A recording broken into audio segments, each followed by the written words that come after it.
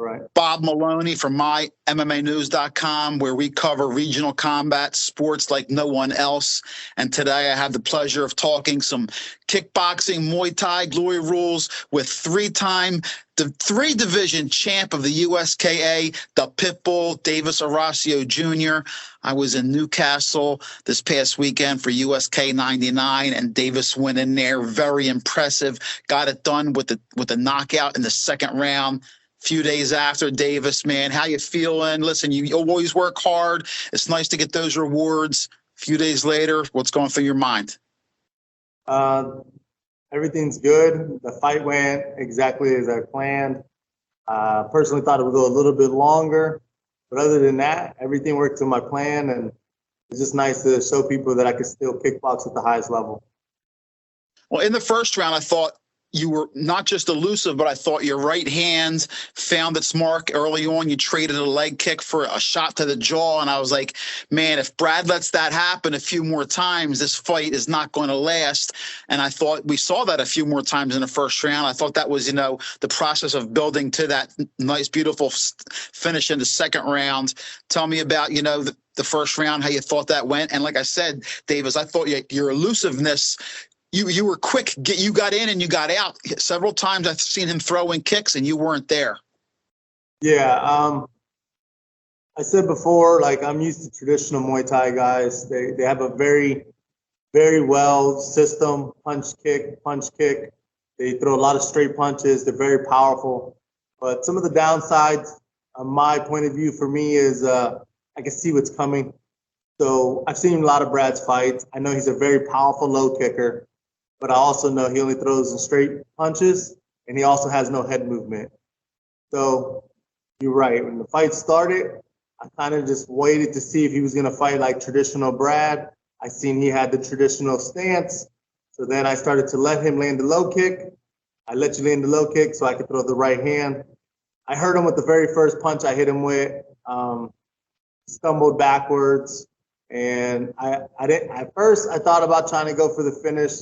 But, it's been a long time since I fought in kickboxing. So I wanted to enjoy the moment. And also, I didn't want to get hit with anything stupid. I didn't want to make a big mistake because I'm trying to show off. So I just took my time, and I had a game plan for the fight. And the plan was to touch him and let people know I'm hard to hit when I don't want to get hit. I thought, like I said, I've seen you fight a few times. I thought it was a masterful performance. What's now that you didn't get hurt, you didn't really get take any damage. You're 36 years old, I believe, 36. All right, what's next for Davis Oracio? I mean, you still have, you still have a few years of good fighting, and they're getting ready to start at USK in over 40 league. You're not near that yet. You still got a few years to go, and you look so superb. You were in great shape. Tell me, what's any short term, long term plans for your fighting future? So my short term goals is I would like to fight within the next 30 to 60 days, at least book a fight.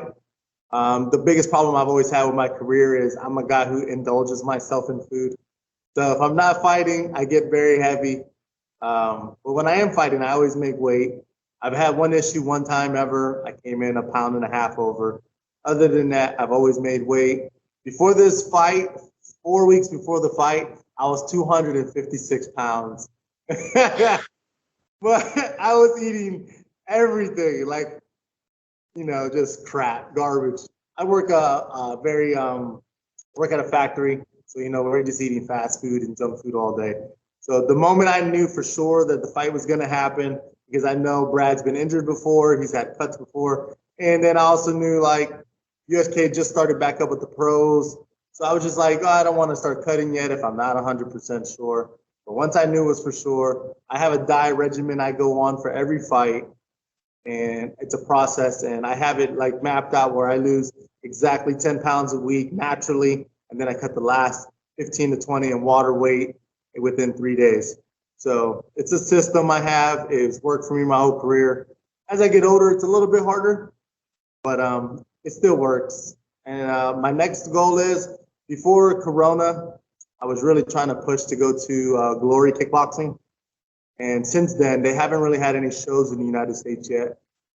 So as soon as I seen USKA came back, since Corona is going to have professionals, I was on Gary trying to get a fight. Everybody says they want to fight, but I've been looking for a fight for a long time, and I can't ever find a fight. I'm not saying I'm the best guy, but people don't like to take chances. And that's pretty much how I made most of my career, is by taking big chances. So my goal is to fight again within the next 60 days. I've been contacted by a lot of people within the last 2 days since the fight. And from MMA, I've had professional managers of boxing contact me now. Everybody wants me to box. I also talked to Gary maybe about doing bare knuckle boxing as well. I honestly, for me, fighting is fighting. I have no preference. I love fighting.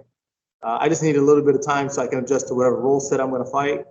And I probably will take a boxing match within the next 60 days just to try it out. And then after that, I'm hoping to get another MMA or a kickboxing fight. I would love to defend my belt within the next 3 to 6 months if they could find anyone who's willing to fight me. And I just want to keep it going. I mean, I've had 3 good fights in the last 12 months, and they've been the best performances of my whole career. I mean, I've taken no damage at all in 3 fights. I think I've been hit maybe a handful of times in all 3 fights combined. And this fight in kickboxing was longer than both my MMA fights were together. So I've been doing pretty well. One of the things that came out of this interview is you made me a happy man. I am so happy to hear that you have all these opportunities. You perform big at USKA, a beautiful highlight reel knockout, and now you're getting, phone calls for boxing, kickboxing, MMA, and all that. And I'm just happy that you're getting that opportunity because, you and I bonded, man. You're my man. I root for you. You're a friend. I love what you do. He breeds pit bulls occasionally, has some big, beautiful, big, sexy heads, man. I love them dogs. Davis, give some love out, some shout outs before we go. One of my sponsors here behind me, I have his banner in my gym, is World's Finest Pitbulls. He's been with me. He helps me out every fight. He's been with me, my best friend for years, great dog breeder. We work together all the time. And then I also been working with a gym called Victory MMA, and them guys has really been helping me out.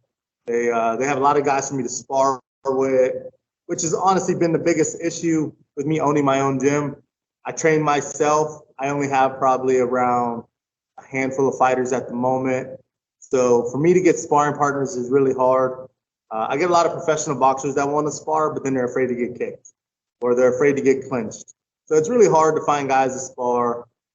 But I go to Victory. There's some great guys there. They got a guy who's fought in the UFC. His name's Jeff. He's an amazing guy. He's a heavyweight. He's probably hit me harder than anyone's ever hit me in any fight.